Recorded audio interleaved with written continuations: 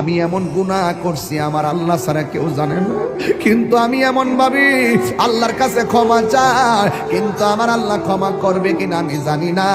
কেন জানে মনে হয় আমার আল্লাহ আমাকে ক্ষমা করবে না। এবার মুসা নবী ডাক দিয়ে গো পাগলনি, তুমি কি এমন গুনাহ করছো যে এই গুনাহের কারণে আল্লাহর কাছে তওবা করার পরও তোমাকে তওবাটা কবুল হবে কিনা তুমি মনে করতে পারো না। এবার মহিলা ডাক দিয়ে বলে, নবী গো আপনি তো আল্লাহর সঙ্গে কথা বলেন, আপনি আল্লাহরে যাইয়া আমার নামটা ধরে কইবেন আমি মহিলার দোয়া আল্লাহ কবুল করছেনি, আমার গুনাহগুলো আল্লাহ মাফ করছেনি। এবার মুসা নবী ডাক দিয়ে মহিলা তুমি কি এমন গুনাহ করছো যেই জন্য তোমার কথা আল্লাহর কাছে গিয়ে আমি তুলে ধরার জন্য বলেছ। এবার মহিলাটা ডাক দিয়ে বলে, নবী গো আমি একটা অন্যায় করছি। কই কি অন্যায়? কই আমার বিয়ে হয় না, কিন্তু আমি একটা মানুষের সঙ্গে অবৈধ মেলামেশা করেছি। এরপরে আমি বুঝতে পারি নাই আমার পেটের মধ্যে একটা সন্তান চলে এসেছে। এখন মনে মনে ভাবলাম এই সন্তানটার আমি কি করব, কিন্তু মারার তো কোনো পদ্ধতি পাইলাম না। আমি একটা আস্তে আস্তে কোনো রকম ভাবে কাপড় চোপড় দিয়া চলাফেরা করি, মানুষকে আমি বুঝতে দেই না যে আমি হামেলা।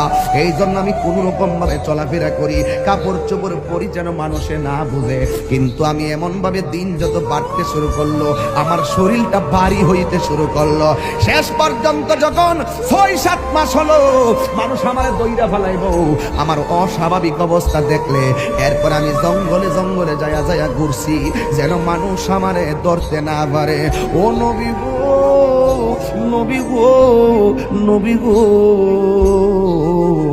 আপনি জানেননি গো, আমি যখন দেখলাম 10 মাস 10 দিন হয়ে গেল, একদিন আমার পেটের ব্যথা উঠে গেল, মনে হয়েছে যেন আমার সন্তানটা হইব। কোনো দাইমারে ডাকলে শাস্তি হইয়া যাইব, কোনো দাইমারে ডাকলে সাক্ষী হইয়া যাইব, কোনো মহিলারে ডাকলে সাক্ষী হইয়া যাইব। এখন আমি কি করব?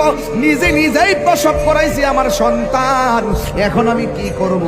এতদিন আমি পেট গোপন করছি, এখন আমি বাচ্চাটা গোপন করব কেমনে?